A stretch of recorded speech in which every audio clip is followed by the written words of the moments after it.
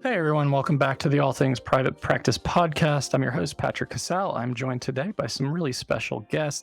I've got Flint and Xilo Del Sol. Is that correct? I want to make sure I said everything properly on together today, which is really cool. I like the conversation we're about to have. Flint, him is a veteran transgender teacher and educational content creator with over a decade of experience in the classroom and within state and national LGBTQ education policy, and has recently moved into advocacy and public health as a training lead at the National Cancer Nonprofit. Has over 360,000 followers on social media, which is pretty amazing. Lives in the high desert of California on a small farm with his husband, Xilo, where he is writing his first book. Congrats on that. And caring for a flock of high maintenance chickens. Really love that statement because I have a high maintenance Shih Tzu scratching the shit out of the bed behind me right now. Xilo, him is a Mexican-American queer and neurodivergent coach, social worker, educator, working to empower others to better understand themselves and thrive in a world designed to smother and dull our authenticity.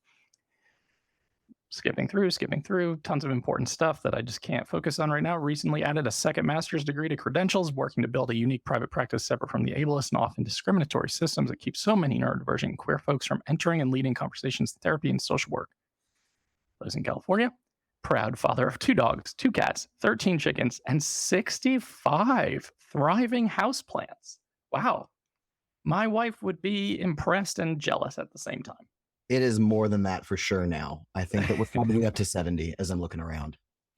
Good for you. You know, whatever brings us joy in our lives, especially as you transition into like this new space of working from home, creating your own businesses, and you have to have stuff around you that feels comforting, I think is really the most important piece. So today we are talking about how you are both kind of leaving systems, education, mental health, etc., embarking on this new journey together, starting a business together, and really taking on everything that comes with that. So out of curiosity, how does that feel in the moment? I think that I'll start. So I think this is the most terrifying thing that I've probably ever done in my whole life. And especially people who enter into education, a lot of us become teachers because we want security, right? There are a lot of things that make teaching really challenging. But one of the only perks is that you know it's going to be there, right? It's job security. You always have the same days off, same salary. Like you have an anticipation for what your life is going to look like forever. And I thought it was going to be my whole world until I retired. I had every plan to do that. And so it's very, very scary to suddenly pivot into a completely new direction. Yeah. It is both incredibly grounding and anxiety inducing, which is wild because it's taken me a long time to acknowledge that those two things could exist at the same time. Like grounding in the sense that all of a sudden my nervous system's like, oh my gosh, everything I'm doing is something that's interesting to me. That's never like, I don't feel that having to pull teeth the way I did when I was, having to write papers for school or do things at nonprofits and jobs that I was not fully satisfied in. But also there's this little anxiety. It's like, well, you can now officially overwork yourself to death because there will always be more that your brain can come up with. And how are you going to balance that? And also, how are you going to actually make money? And so it's the competing, this feels so good. And also this is so scary. Which is such an autistic ADHD experience of like the ADHD side saying like, oh my God, this is amazing, interest-based nervous system. Like, let's pursue the things we're passionate about. And then the autistic side, like, well, what about all the finite details and all of the things that could go wrong and all of the ways this could implode? Well, I want to give you both congratulations because this is a huge step. We're going to talk a little bit about what you're creating and why. But, this podcast really centers on a lot of the risk taking that is involved in becoming an entrepreneur and putting yourself out there. There's an enormous amount of vulnerability in terms of creating content, creating courses. Are people going to buy them? Are they valuable? Are people going to think they suck? All the times that you can post and can be exposed and things can happen from a standpoint of criticism and even discrimination. So this is a big endeavor. I want y'all to soak that in because so many people just let these ideas live in their heads and they never take action on them. So I think that's the big difference when we talk about entrepreneurial journeys in general. So tell us a little bit about what you're creating, who it's for, and why you're creating it. Man, I think that, you had said take a moment to soak that in. And I think I still am, just for a minute. And I have been for like several years. You'd mentioned content creation, which, right, like I'm deeply familiar with as well. I think he's like 360,000, 361, something like that, followers. And that's primarily because of my work in education as a trans teacher. Way before I understood myself as autistic or ADHD, I knew I was trans. And there is nothing that invites more criticism online than daring to be trans, especially to be trans in education. And so, right, like this morning, waking up to a campaign of people who are like signing me up on my brand new work email for like spam mailing list, like nonsense, because I'm advocating right now for some stuff that's happening in Texas with IDs. And so it's just nonstop and has been nonstop for a long time. And I think that, when you're teaching or when you're doing something else full time, you don't have the ability to center all of your attention on what you want to be centering your attention on. And in this case, right, you're asking what it is that we're producing and for who. We're trying to make products like downloads and services with coaching for people like us, right? For people who are queer or neurodivergent, who are trying to navigate a world that is very much designed to not give you the opportunity to thrive, right? To try to push you down and make sure that you don't have the opportunity to self-actualize. Yeah, so much of this work is helping other people with our identity. We've been really that your episode on identity-based businesses has really helped us understand the importance of helping people like us in the impact of what that has on us as entrepreneurs. And we're just really excited to finally be in a place where we've had time to understand ourselves, to learn how to regulate it ourselves, and be in a partnership that's going to be able to withstand the stress of starting a business and pay it forward. Now that we feel we've had so much privilege around being able to have time to transition, unmask, and having the space to have coaching, workshops, and services for other people also trying to get out of survival mode. It's really exciting. I think that survival mode bit is so critical, right? Like the one thing that we definitely do have more than a lot of people in our position is time. Like we are in a situation in which like our living situation is really stable. And if we went a couple of months without making any money, it would be okay. Most people who are trans don't have that opportunity. And autistic, right? And ADHD and all the intersections between those identities. And we've lived lives up to this point, right? We're both in our mid-30s where we've tried to take this work and we've been cramming it into the corner of our lives, doing it in small bits, and have never been able to dedicate all of our time and attention to it. And so, yeah, it's a big, terrifying jump from there to here. It's really a great summation. And I think the terrifying jump is real. And I also think the time component that you mentioned is such a luxury that a lot of people don't have. So for so many entrepreneurs, right? Like for those who want to have autonomy and freedom and kind of design their day to day, which is hugely important for me and for so many people, especially neurodivergent people, especially autistic ADHD people. The time is so important. It's so precious. It's that resource that we don't get back. And I know that until you can really immerse yourself in it, in the journey, it's so hard to create the thing you want to do. But there's a catch-22 of like, but in order to do this thing, I have to leave this security behind. And that is fucking horrifying. So to put it mildly, just saying that, can you tell me a little bit? And one, I want to just circle back. Like one, that sucks that people are doing that to you. I think it's so courageous and so brave for you to just be open and public and just continuously endure. Because I recognize, like, even as an autistic person, I still have an enormous amount of privilege. So, like, I don't really necessarily concern myself with what I'm posting on a day to day in terms of repercussion or ramification. And I think that just is an additional layer when we have these intersecting identities that open us up, not just for vulnerability and criticism, but potential danger as well. So I don't really know what I want to say with that. I just want to name it, and acknowledge that. And it's a polarizing time to be just talking about any of the stuff we're talking about, because we're leading into a really hellacious election landscape, and like there's a lot on the line. So I just want to give you both credit for just stepping into what you said before, just self-actualization, and just saying like I'm going for this. So just really gonna give you that. And I think that's a huge thing. Now, in terms of a breaking point, you were an educator, you were in mental health. Do you have breaking points that were like, this is why I'm leaving this behind? Because I do, and I talk about it a lot. I think we all do, right? So do you mind if you want to share that story or any of that context? Absolutely. I think we had mentioned that you usually have like a time limit on these podcasts. If anything, this is going to be the thing that takes us over, and it's going to be worth it, I promise.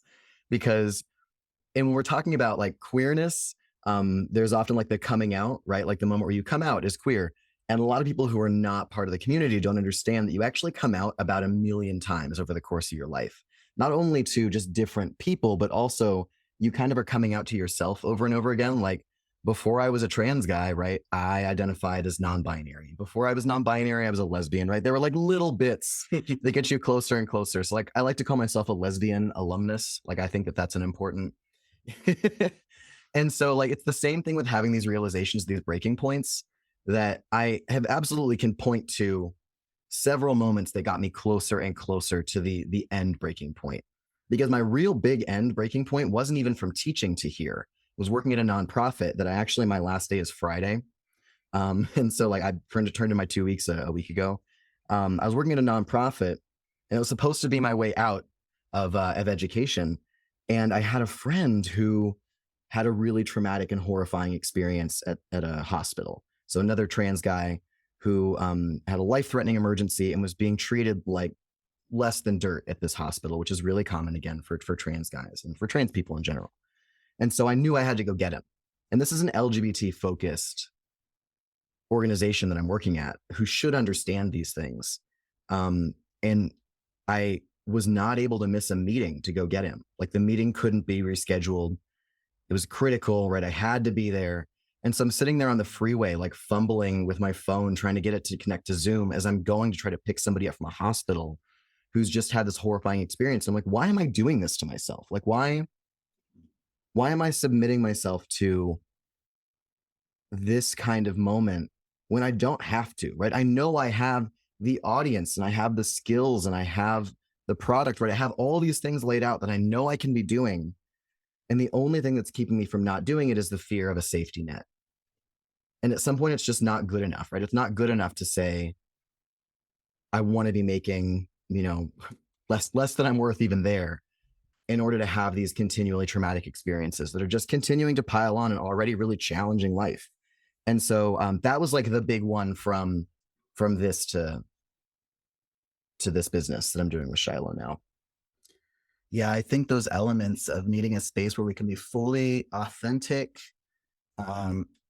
in control of our safety and needs, and have a flexibility were the breaking points for both of us.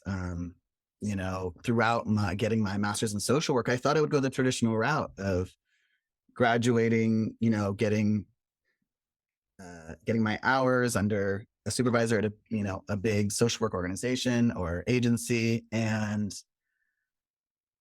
the more I engaged with internships and environments, I realized I got my master's in social work because I know I need to have my own practice and business, because I need that flexibility and control and ability to be myself. And unfortunately, my social work program continued to actually push what it's supposed to look like. And I was really struggling with, having to actually mask a lot as a therapist, and struggling with internships that were really harmful, and the cognitive dissonance between how things were being managed and what I knew, at my core, for the people I want to serve was needed, was so much that I finally worked a lot with my own therapist to unlearn what I had even learned there in my program I can do this without continuing to give my energy, time, and money to a system that is still not designed for neurodivergent or queer people. And that includes the Association of Social Workers, right? And so I really, when I was getting ready to graduate, I'm not going to apply for the traditional social work jobs. I'd already had, individual coaching clients for a few years, and have extensive work in coaching in various capacities. But ultimately, that was the most recent turning points. Of course, as unmasked neurodivergent people who've lived many lives, we have many turning point stories, but definitely the most recent was realizing that there's no agency that's going to be perfect for me. And it's not worth all the energy it takes, because our energy is so limited that we have to make these really careful choices. And in many ways, we don't have a choice. We had to take this risk because it was elevating our nervous systems too much to have someone else be in control of our safety. Yeah, the in control of our safety, I think, is a really big one. We both tried to get into helping professions and then realized the professions weren't helping us, right? That they were specifically killing us in order to try to help other people. There's this really horrifying saying that you'll see stitched on pillows trying to be sold to teachers that say to be a teacher means to be like a candle. You eat yourself to light the way for others. It's that is a horrifying thing to throw down in front of teachers, to say this is how you're going to be. And so, right, Xilo was in the Peace Corps and I was in education. Both of us were in education. And we realized that that these systems are not built for us, and they're not built to help kids that are like us. Queer kids, neurodivergent kids, right, are being underserved, and the people who are dedicating their entire lives trying to make these systems work are getting burned out.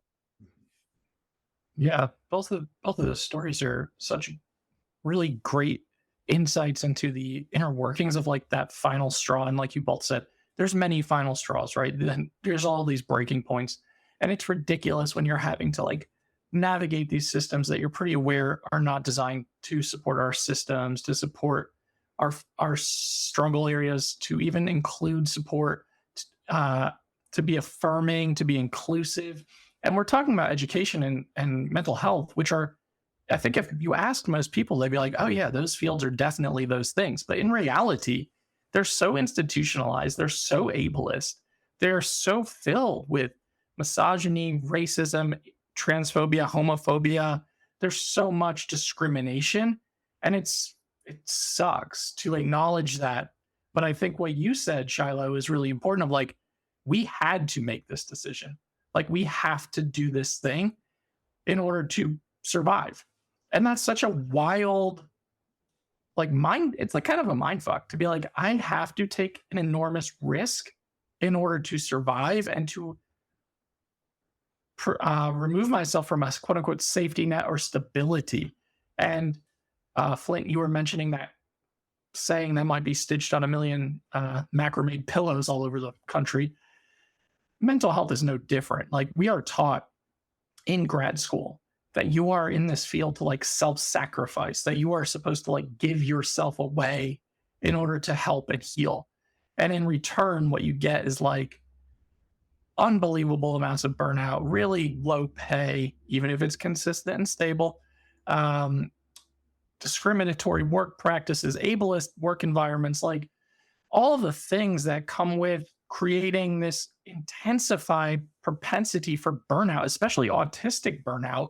And then here we are, fast forwarding, chronic health conditions start to kick in, suicidality starts to kick in, self-destructive behavior and self-sabotage starts to kick in terms of relationships and substance use. It's really damaging.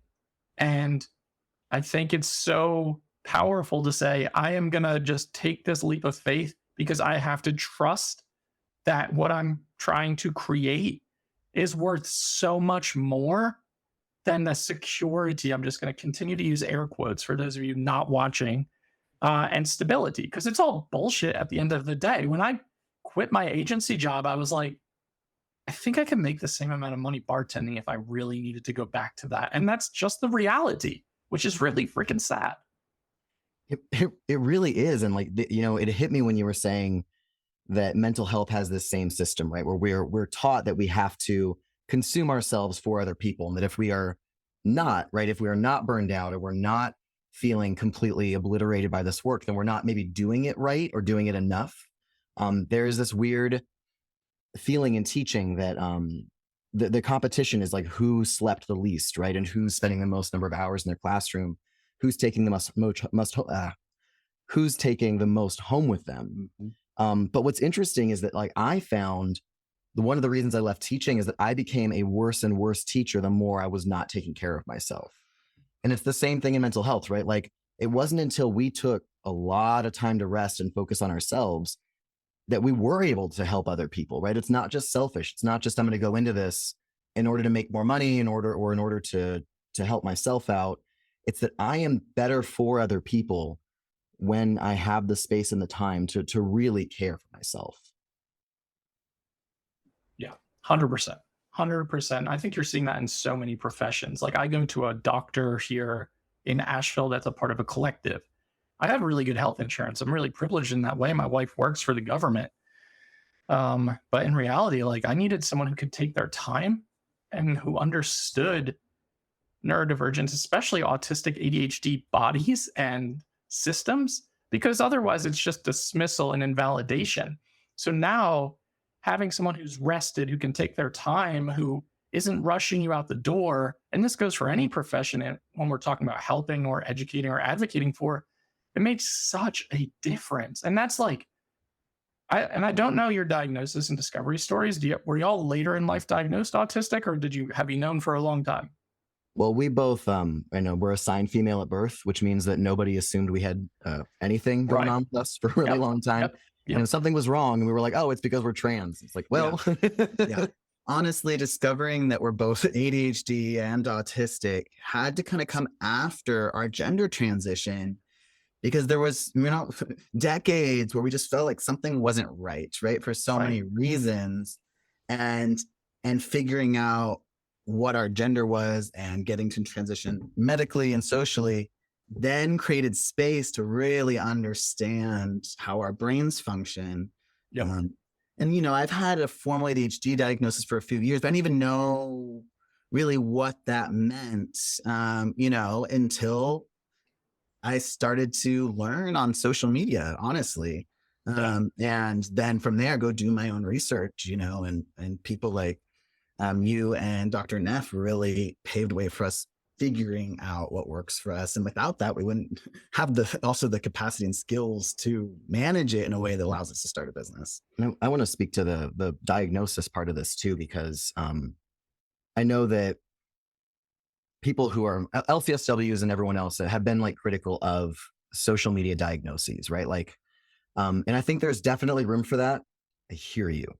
And especially for trans people, formal diagnosis carries something with it that it does not for cisgender people. Like there's Missouri right now is going through a system where they're trying to restrict trans people from being able to change their gender markers in their IDs.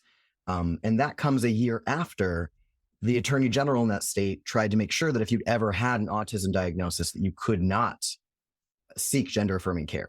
And so for us, having a medical history, having a record, we don't even know what it could be used for in the future. So you end up in this awful situation where you're trying to figure out, like, is it worth being diagnosed formally so that I can learn more about myself and figure out how to adjust and live in this world? Or if I do that, is it possible that my own medical history is going to be used against me in a way that keeps me from being able to live like as my gender, which can be horribly dangerous, right? Like if you saw this face, for everyone who can't see me, I'm very handsome. But anyone can't see this face, if you saw me right with a little F next to me on my driver's license, and you're pulling me over because you're a cop or you're a bartender, that puts me in a really dangerous situation. And so social media has played a huge role in doing what trans people have already been doing for decades, which is crowdsourcing our healthcare in order to take care of ourselves. Yeah. Oof, the healthcare is a whole another conversation. Yeah.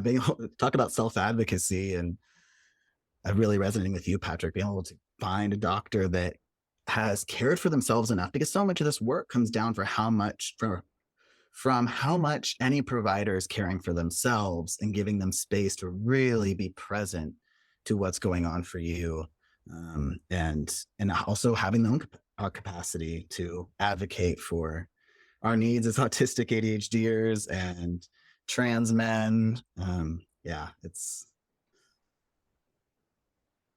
I want to unpack what you just said, Flint, because it's so powerful, so important. Like, try to get this mic closer. My wonky setup. Trying to collect my thoughts too, because I want to unpack some of what you said in general. Self-diagnosis, right?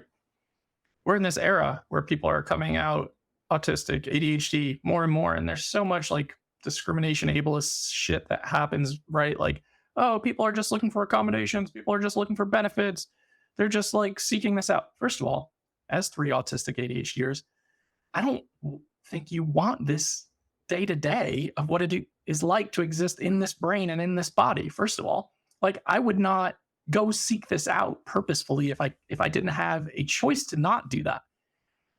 So first and foremost, no one's fucking doing that.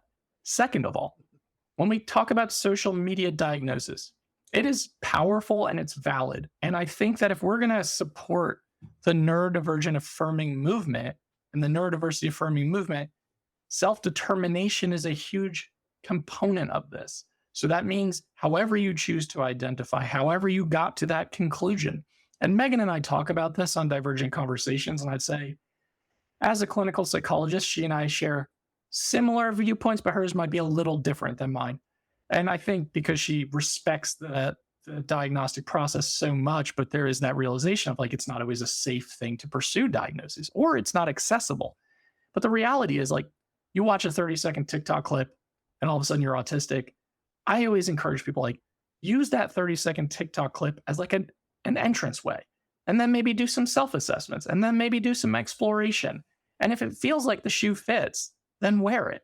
And ultimately, I think that is all that matters. And I really wish that society in general did not care how we choose to identify. And we know that's just not the case. So by openly stating, this is who I am, these are my identities, that is advocacy at its purest form. So both of you are doing that. And, you know, I know there's so much risk involved.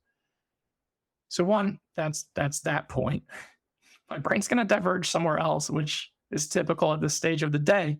But I really like that you named that, because it is a lack, you know, there's such a lack of accessibility, even where I live in Asheville, which a lot of people in the country would be like, oh, that's one of the more liberal, progressive places. But if you were to say, where can I get an autism ADHD evaluation or assessment? The options are not bountiful, and a lot of them are not affirming. And there's probably a 12 to 18 month wait for a lot of these people who are doing the assessments, especially if they take insurance. Then you add in like the fact that diagnostic process and assessment and validation and all the affirming stuff that comes with identification and identity in parts work, assessment can be life-changing and life-saving, but you have to do it in a way that's safe enough to do so, right? So our medical system is so fucked up. I'm glad y'all are doing the advocacy work that you're doing.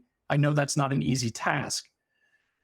I just think our identities and our values, right, as 3 later in life diagnosed autistic people, I think we had to create our own businesses. I think it's the only way to survive, like you said, Xilo. I think that like those of you listening or who identify as autistic, ADHD, are questioning your discovery process.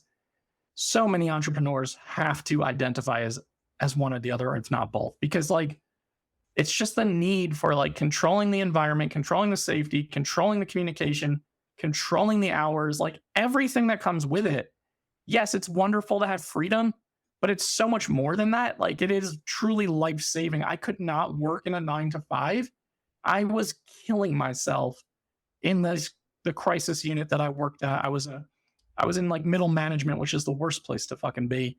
And I was pulling 80-hour work weeks, and it was nonstop. And to the point I ended up in the hospital. And you still try to convince yourself, I can't leave though. They need me. Like my staff needs me. My clients need me. And you know how long they took to fucking replace me when I put my 90-day notice in? 1 day. Yeah. And I was like, Yep. Okay, this feels like dead man walking. I need to get out of here. This is unbearable. But the fear of the lack of safety net and consistency and routine and structure, which all sounds counterintuitive now as an autistic person saying that out loud, was the stuff that kept me there. And Flint, you mentioned like having to almost burn yourself out enough to then eventually say, now I can start my business. I'm finally burnt out enough where I get to leave. Yeah, it's hard, having neurodivergent conversations because I had like 9 things I wanted to say as you were talking, but it was also so good and important. And I was so clicked into what you were saying that now it's like all gone, but who cares? I think that especially right, that point of I can't leave them, right? I can't leave them. And this is something, even as we're developing this business now, so much of it is we're already underselling ourselves. Well, can we make this free? Can we have some sort of mutual aid? Can we, before we even had anything out the door, we're trying to figure out how to give more of ourselves away for free because we are built that way. We're built to want to help people. But right, you can't, you have to also survive. And this was the thing I was faced with when I was leaving teaching, right? Because I left teaching for a much darker reason than I left this nonprofit, right? I left it because I was a trans guy teaching in one of the reddest parts of Southern California. And I was transitioning publicly, right? I was the summer after getting top surgery and starting testosterone, very clearly and visibly changing the way that I looked and presented. And I was also like really openly queer. I had the club in my classroom and I had a library for students right at the beginning of the book banning wave that came in 2022. And I was very literally going to die in that classroom, like from someone else or something, right? Like something was going to happen that was going to end my life. And I believed completely that was going to happen. And I still couldn't walk away because there are like 40 queer kids in that school. The idea of leaving them by themselves, knowing that void was going to get filled with someone who was not going to be as attentive, who wasn't going to be as knowledgeable, and that they were going to be by themselves, that was worse than anything I could think of. I would have rather died. And it was really impossible to choose to step away from that. And I think that, Xilo, you've had this experience in some ways too, right? Like the idea of moving on, even for yourself, like you don't feel worth it enough to you sometimes. Yeah, it's taken so much work in self-worth. You mentioned parts work earlier. I mean, parts work, self-compassion, just learning how to prioritize ourselves and realizing that while it feels like if we leave, right, the really helpful nonprofit or education space where we're actively helping people, that those people will go without support, but we can't support anyone if we're not alive. And I think that really came from not just, hitting like a rock bottom of burnout, but from each other so much, because it takes being so seen and loved, truly accepted sometimes, especially when, you've got histories of the trauma of just being neurodivergent in an ableist world and the trauma of being, unidentified and unknowingly trans for a while. You can just learn to abandon yourself so quickly. And it took us like really lifting each other up, which is, I think, what led me to this idea of empowerment coaching of like, oh, we've seen how really seeing each other, uplifting each other's strengths, letting each other rest, normalizing all the neurodivergent things has given us space to be able to really heal and regulate enough to be able to actually help others. Y'all are dropping some powerful stuff. You're so right, though. I mean, my wife's not here right now, but if she was, I'd love to even have her jump on because, like, without her support and like cheerleading and lifting me up in the moments where you want to quit or give up or you don't feel worth it, it's always that person that's empowering you. That's like, hey, I've got your back. Like, I want you to at least try. So many of us just don't even try. Like, the ideas stay ideas and we think they're better suited for someone else, or we're not capable or competent enough to figure it out.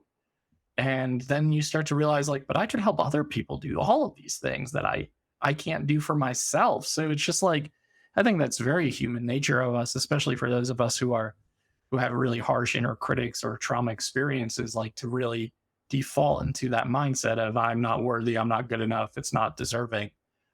And it's just like, I don't know, I think it's that pressure and that desire to continue to keep pushing forward through that mentality that has kept me going through a lot of this stuff. And I would say now that the self-doubt that I experience is still there pretty intensely, but it's no longer like driving the car anymore. It's like sitting in the passenger seat, and like I can acknowledge it. I can recognize when it's intensifying.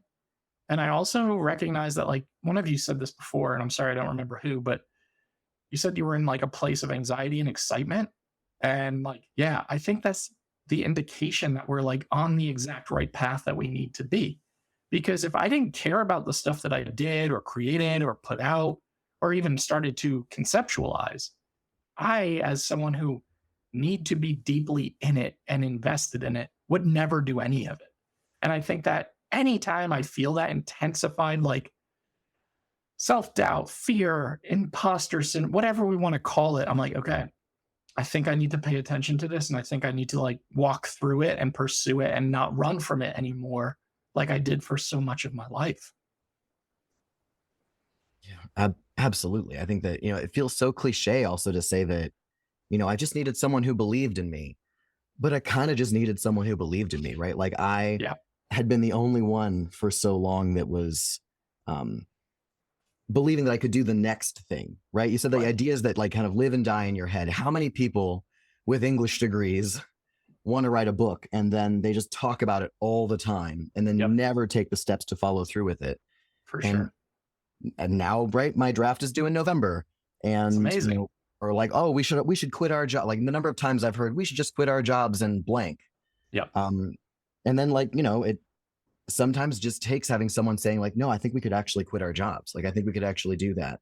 And if it totally. doesn't work, right, and if we like totally fail, then we'll go into bartending, Yep, right? Or we'll sell t-shirts on the beach, that was my mom's go-to when she moved to California. She goes, I don't care what it takes. I will sell t-shirts on the beach if it means that I can be here and do the thing that I want to do. And so, that's so powerful that that's the exact mentality you have to make this work. Is like, I am willing to do basically whatever it takes to continue to sustain this vision. Because I know for so many people, including myself, when I first left my agency job, I don't know how many times I thought to myself, I need to go back and reapply. Like I couldn't handle the highs or the lows of owning my business. Like, and there were a lot of lows.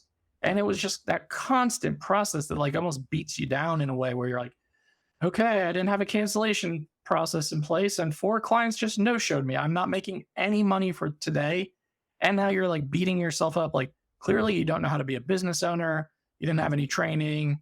This is not going to work. And you can really get into that like self deprecating, self sabotage mode. But instead, I was like, all right, sit here, sit with it, experience it, create the cancellation policy, ensure that every damn client that sees you signs it the next time they come in, and you can pivot and adapt and evolve. And I think for me, that's one of the most beautiful things about owning a business is the ability to pivot and adapt and evolve and to pursue based on like an interest-based nervous system, the things that light you up. Because I know I sent you a draft of my manuscript for my book that yeah. I'm writing. I wrote that in 6 hours and like I just felt it come over me and I was like, it's got to get out of my body because I had been sitting on it for so long.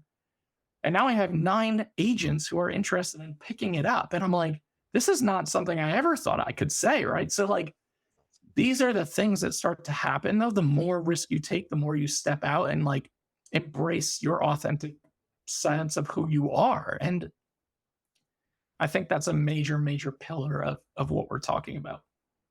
I know I'm gonna fight you physically. I got it. I got the mic. So this is the thing. You interview 2 people who are both excited about something, and I think this point of like, I can't be a business owner, right? Or like, I must not know what I'm doing, weirdly translates so well to us as chicken fathers. We have 13 chickens. And when we got them, right, we are not rural people. Well, we are now because we are living rurally, but we have never been. We don't have chicken backgrounds. And every single time I thought, as we were raising this flock and finding weaknesses in our system, like, okay, like they can't eat that. They keep escaping here, right? We lost a baby. It was a horrible thing to lose a baby chicken really early. And I was like, you know what? Medieval peasants did this, right? People with no formal education, people in every country in the world are keeping chickens alive. They can do it. I can do it. It's the same thing with a book, right? Every time I pick up a book and I'm like, this book is terrible. And somebody found a publisher and published it and finished it, right? Like people who are no good at writing can finish books. People who don't know what they're doing with chickens can raise chickens. And there are so many like deeply incompetent people that somehow have successful businesses. And I'm like, okay, if people that I do not respect at all can figure this out, then definitely I can. I just have to really be okay with failing, be okay not knowing what I'm doing right out of the gate, knowing that it's going to change, right? We can't possibly have every system in place right at the beginning, having a lot of grace for ourselves, because if that's one thing that incompetent people have in common, it's the ability to believe in themselves. Yeah. And you mentioned a couple of things that really took letting go of, in a lot of ways, the perfectionism and control, and like accepting that like there's stuff we just don't know. And, we're learners and researchers, but it's going to take accepting our own failures. And something Patrick was saying, like when you said 6 hours for your book, honestly, what makes owning a business so empowering to us is the ability to live in our natural cycles. And we didn't even know what our natural cycles were until we took extensive periods of time off work, because we forced ourselves into 9-to-5s for so long.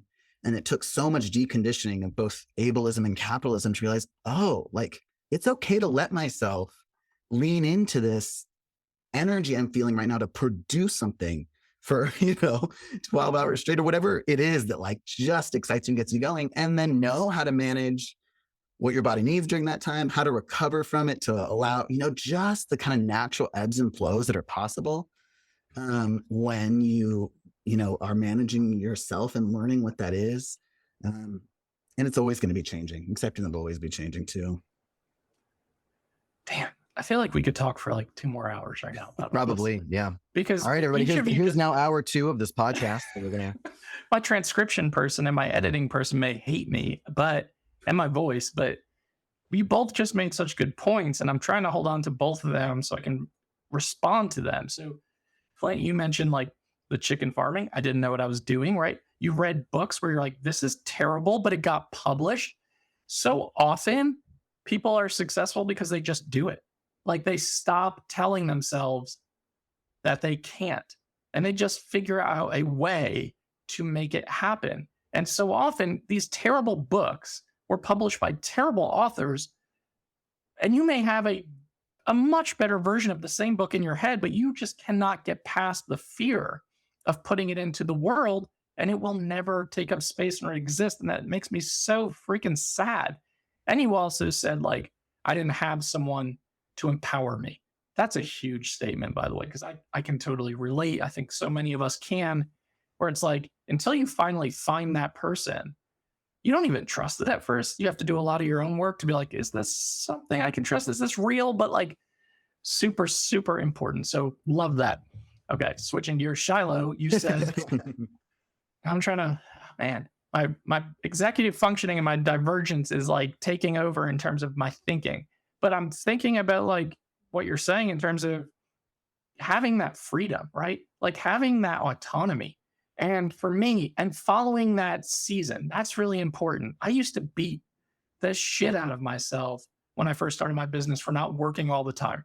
And I see so many therapists who start practices, and that's what I used to do, but now it bores me, so I don't do it anymore. So if you're listening, I don't do practice coaching, who would recreate their agency job environment.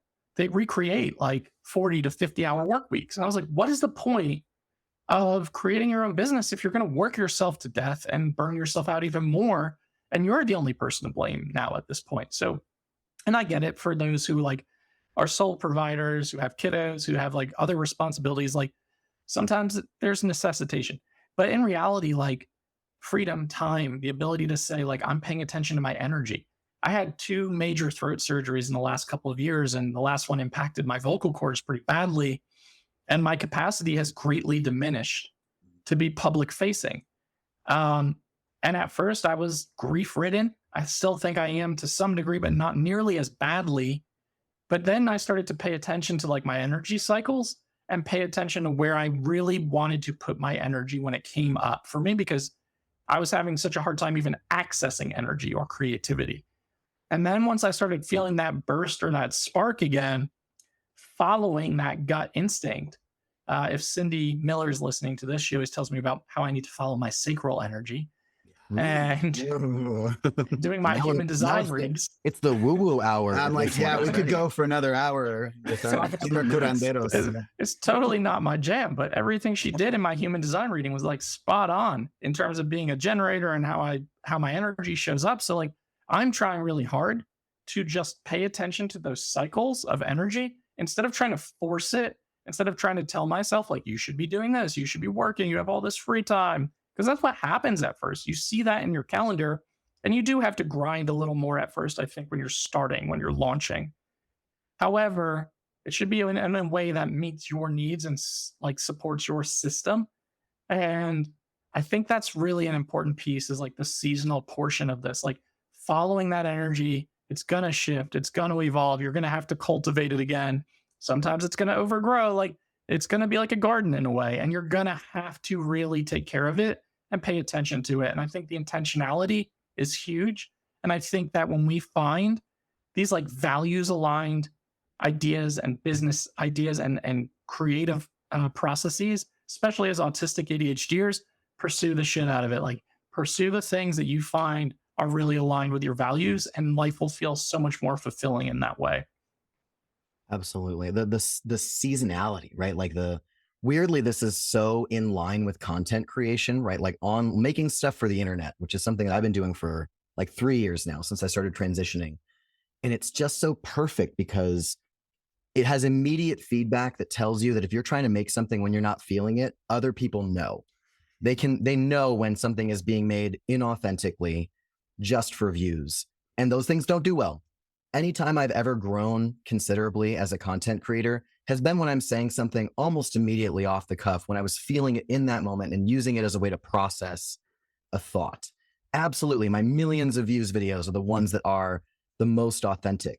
And I think that's why social media, why I honestly will defend social media until the end of my life, probably, is as much as it's hurt me personally, right? Like I'll keep going back to her because it really does reward authenticity in the right circles, right? If your algorithm is attuned to that kind of work, then that's what you're going to get. And there are days, right, or weeks, or, after I left teaching where I just didn't make stuff for a long time. And then when I was feeling it again, I started making again, and they were there, right? The audience was there and the community was there. Yep. And right, the trust that you can go and come back and it's going to be okay. And sure. When you try to push it and you try to just work through it, it's why I really don't do that much sponsored content. Like that could be my job, right? I could just do sponsored content. There's a ton of money there, but it would absolutely degrade the authenticity of my platform to do it as often as some other creators do, because they can tell, right? People who are watching what you're making absolutely know when you're speaking from a real place of authenticity. Yeah. Couldn't say it better myself. I think that if you're an autistic ADHDer, content creator, if you're a part of the queer community, if you're part of the BIPOC community, authenticity is really fucking important. And people see through it, right? So like following your energy, being intentional, being authentic. And I agree. I think the sponsored content makes me cringe in a lot of ways. Like, of course, I want to say yes to opportunities, but also have to be really intentional about who we say yes to. Yeah. That even happens with like divergent conversations, like we have so many subscribers and followers and downloads, and we cannot get that podcast sponsored. Yet we have had people approach us who like we just would never say yes to, because I cannot sell out to some of the online mental health therapy things that exist in this world, or the things I can't say out loud, so I won't get cease and desist letters sent to my house, like so many of my colleagues. But in reality, like I think that is super important too. And again, going back to like just our values and what we really anchor into, really ensures that we are on a pathway that's going to feel really genuine to us and really connected and I think that's really important as well. Yeah. And we've been shocked time and time again when we do that, all of a sudden energy opens up. The more we're authentic, we're like, whoa, I didn't know I had all this energy in me because I've created space by not masking anymore, right? Not pushing exactly myself and by trusting myself, because it takes so much energy to overcome the insecurities and fears and messaging that, you know, it's not okay to be that way. And it'll be forever that we're working on that. But being in communities like this with like-minded entrepreneurs and neurodivergent entrepreneurs is so important, because we'll forget, like, as much as we have a list of all the things we've hated about every job we've done, we're like, okay, don't do those things. Like, it's going to sneak back in because we get the messaging constantly. For sure. So this community is so important to us for that accountability of like, maybe you're feeling this way because you like strayed from your original plan of being really authentic and flexible and not working too much. And that's so important, those reminders. And that's so much of what this podcast has provided for us. Well, really appreciate you guys supporting. Like, I think you DM'd me initially, Flint, like, oh, my partner watches your stuff. And I was like, oh, okay, cool. I didn't know who you were. I clicked on your profile. I was like, oh, this looks pretty cool. Start following you. It's just fascinating how stuff like that can happen, and then staying in like communication and connecting that way. So really cool to get to know both of you, and really cool to see you start to like really dive into this business together. And I wish you nothing but success and good luck on this venture. I want to support you however we can. And at some point in time, have you on Divergent Conversations too. We're doing like collections and series now, which Megan really loves. And right now we're in the thick of OCD series. But I would love to do more. I would love to actually tell the story of exactly what we just did, because I think it's so valuable to the neurodivergent community and the queer community. So again, thank you for, you know, just shooting your shot and be like, can we come on the podcast in a way? Or like, we listen to the podcast. I think that's awesome. And I want to definitely stay connected. I'm excited to read your book. I'm excited to follow all of your journeys, and your chicken videos are hilariously amazing. So I love those too. Thank you. Yeah, it's wonderful. And we, of course, anytime you want us to come anywhere and speak into a microphone, we could just take one to Applebee's and we could just hang out. It doesn't have to be plugged into anything. Yeah, we're here. That was my first restaurant job, was in Applebee's in Plattsburgh, New York, while I was in college, and it was a shit show, as you can imagine. I believe that. Yeah, we decided we love the idea of relationships being based in podcasts. Like, artistic brains, like, oh, what if our friends are just like scheduled podcast conversations? Like, ooh, this is a fun way to interact with other people in our world. It's people that, like, you know, rarely ever leave the house and interact with other people. Like, ooh, this Trust is me. Love it. Yeah. Yep. Absolutely. I tried to count the other day, like, how many times this week did I leave the house? Because my wife has this, like, we have this kind of understanding where she'll come home, the curtains will be closed, everything will be dark. I'll probably be watching like Game of Thrones, Lord of the Rings. I don't know. And she'll be like, oh, it's one of those days. You're not speaking today. And I'll be like, yeah. She's like, did you leave the house? And I'm like, no. She's like, do you know the last time you've left the house? I'm like, I think it was like Thursday. She's like, today is Thursday. I'm like, oh shit. Well, and I have absolutely no idea. So relatable. Heard. Can you tell the audience where they can find your new venture and everything that you've got going on? And we will link it to the show notes too, so that everyone has easy access to everything that Flint and Xilo just talked about and all of the things that they are working on together. Absolutely. So you can find us at delsolcoaching.com. That's where it's our new beautiful website where we have services in coaching, personal coaching, executive coaching, consultation. We also do workshops and speaking opportunities. And then you can find us both on Instagram. I'm at Just Flint is Fine, and Xilo is at Xilo, Xilo, as is the normal spelling, Del Sol. And that's where we are. Mm-hmm. Really cool. Thank you both for coming on, and just congrats on everything that you're working towards and creating. It's really cool to see, and stay in touch for sure. Absolutely. Thank you so much for having us. Thanks, Patrick. So nice to get to talk with you and meet you. You're very welcome. To everyone listening to All Things Private Practice Podcast, new episodes are on every single Saturday on all major platforms and YouTube. You can like, download, subscribe, and share. Doubt yourself, do it anyway, and we'll see you next week.